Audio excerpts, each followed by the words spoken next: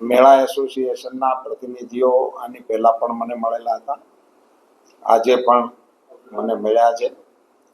એ લોકોની અને સ્થાનિક વહીવટી તંત્ર વચ્ચેની જે મુશ્કેલી સર્જાણી છે એ અંગે એમના 2-3 મુદ્દાઓ છે. એક મુદ્દો એવો છે કે એમની પાસે જીએસટી બિલ વાળી પેલી મેન્યુફેક્ચરિંગની જે હોવી જોઈએ એ નથી.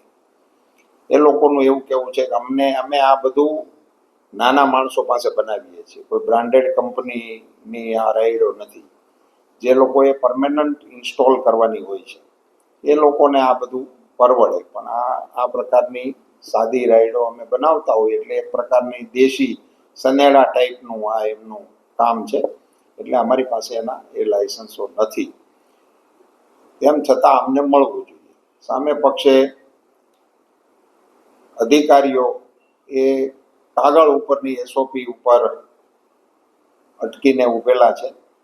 મેં એમને પણ વાત કરી છે, રાજ્ય સરકારને પણ આ વિષયથી હું અવગત કરવાનો છું અને નાગરિકોની જાનમાલની સુરક્ષાની બાહેંધરી સાથે નાના માણસોની રોજગારી ઉકલે એવો વચ્ચેનો માર્ગ કાઢવા માટેનો પ્રયાસ હું અવશ્ય કરીશ અને રાજ્ય સરકારના ધ્યાન ઉપર પણ આ વાત મૂકીશ.